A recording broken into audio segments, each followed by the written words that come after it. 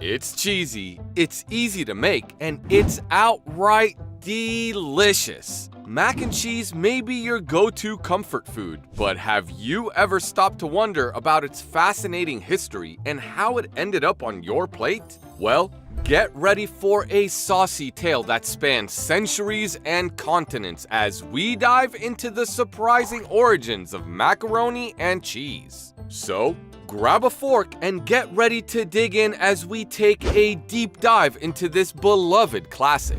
Some partnerships just scream America. PB&J, bacon and eggs, and of course, mac and cheese.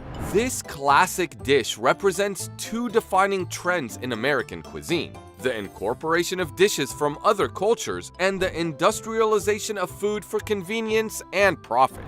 This is why it's hard to believe that the roots of this beloved dish date back to 1769 in Northern Europe, with historians tracing the first written and recognized macaroni and cheese recipe back to a 13th century Italian cookbook, Liber de Cucina, which in English translates to Book of Cooking. Very creative indeed. According to historians, this ancient cookbook contains the great-great-granddaddy of modern mac and cheese.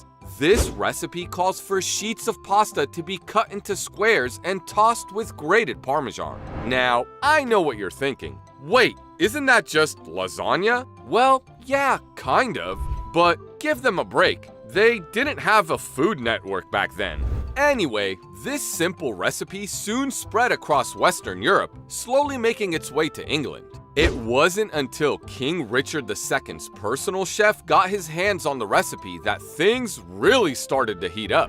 The chef added melted butter and layered Parmesan between sheets of pastry dough, and voila! The dish was renamed Macaroni because apparently everything sounds fancier in French. Fast forward a few hundred years to 1769 when an updated recipe for mac and cheese appeared in the Experienced English Housekeeper. This time, actual macaroni noodles were used, and the dish was baked with a mix of bechamel and Parmesan until golden brown. And thus a comfort food legend was born. Mac and cheese quickly became a household staple, inspiring countless variations and spin-offs. But it wasn't until James Hemings, a skilled chef, brought the dish to America from France that it truly took a hold.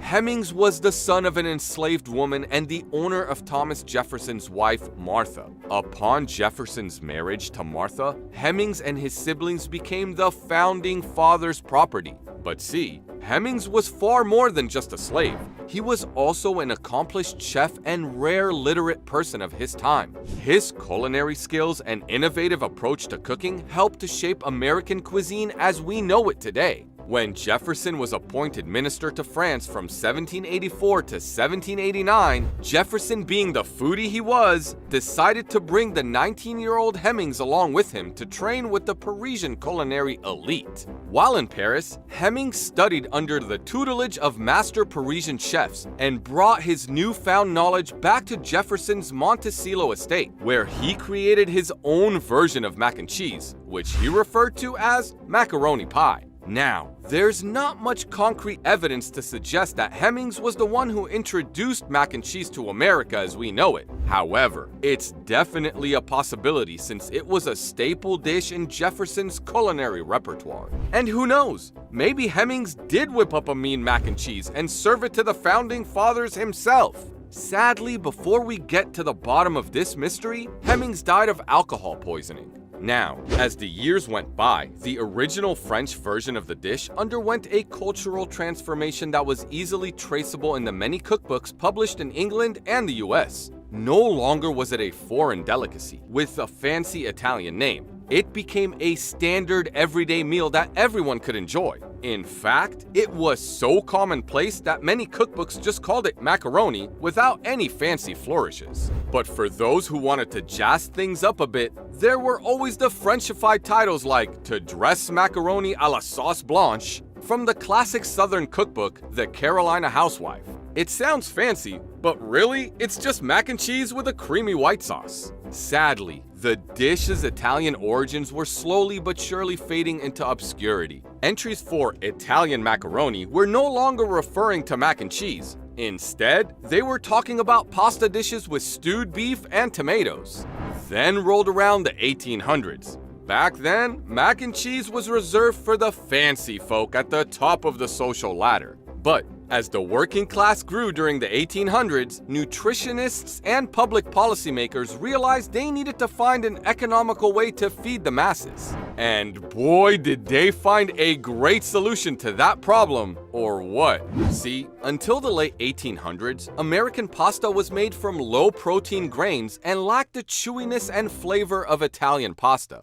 That all changed in 1898 when the U.S. Department of Agriculture started growing durum wheat, the high-protein grain that semolina is made from, on a commercial scale. The timing was perfect, as mac and cheese soon became a staple during the tough times ahead. The dish would become even more accessible when a Swiss man named Emil Frey had a solution to the cheese preservation problem. He invented processed cheese. By heating cheese, adding an emulsifier, and forming it into blocks, Frey created a cheese that was shelf-stable and could last for months. This new product was a game-changer for the cheese industry and paved the way for the widespread availability of cheese in the United States. But how does this relate to mac and cheese? Well, with the advent of processed cheese, mac and cheese could now be made quickly and easily. No longer did cooks need to labor over making a roux and melting cheese to create a creamy sauce. Instead, they could simply melt processed cheese and mix it with cooked pasta for a quick and conventional meal. A few years later, James L. Kraft, a salesman from Chicago, jumped on the processed cheese bandwagon and developed his own patented method of grinding up cheddar cheese with sodium phosphate. His product was an even bigger hit and soon became a go-to for the United States Army. Kraft's competition couldn't keep up with his mighty processed cheese empire. Even the popular Velveeta brand eventually succumbed and was bought up by Kraft in 1927. But Kraft didn't stop there. He continued to innovate and turn his cheese into a dehydrated powder that could be reconstituted into a delicious goo with just some milk and butter. And let's be real, who hasn't been tempted to eat that powder straight up? Nowadays, many people turn their noses up at processed foods. But Kraft's cheese came at a time when refrigeration was a luxury and nutritious foods were hard to come by for poorer families. In fact, most people back then actually preferred it. And when the Great Depression hit, Kraft knew he had to capitalize on his affordable product. In 1937, the company released the first boxed macaroni and cheese for just 19 cents, allowing families across America to enjoy a meal for 4 in just 9 minutes. That's faster than a cheetah on a caffeine drip. At about a nickel per person, Kraft's boxed mac and cheese was a wallet-friendly option that many struggling families could afford, and it was a hit! Within a year, over 9 million boxes were sold, making Kraft's mac and cheese a household staple. But the real game changer came when the US joined World War II and meat became hard to come by. Kraft's cheese was seen as a viable protein substitute, and the government convinced mothers across the nation that it was a well-rounded meal to feed their children. They even priced 2 boxes of Kraft's mac and cheese at the low cost of just 1 wartime ration stamp. And so, war-fatigued citizens across the nation rejoiced, consuming around 50 million boxes of powdered cheesy goodness in 1943 alone.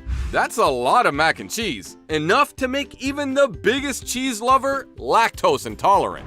As the country bounced back from the Depression, Kraft looked to expand its line of products. They replaced their classic yellow packaging with a sleek new look and encouraged kids to ask their parents for the blue box. Because the quickest way to a consumer's wallet is through their kids. Am I right? But the most revolutionary innovation of the 21st century yet has got to be the Easy Mac Cup. With just a microwave and some water, consumers could enjoy Kraft's cheesy taste with even less effort than before. They don't even need a stove. It's almost like magic, except instead of pulling a rabbit out of a hat, you're pulling a cup of mac and cheese out of a microwave. Even today, despite all the different mac and cheese alternatives out there, Kraft still remains supreme to this day, selling around 1 million boxes of their mac and cheese every single day. Who would have thought a niche little pasta dish from the 18th century could get so big?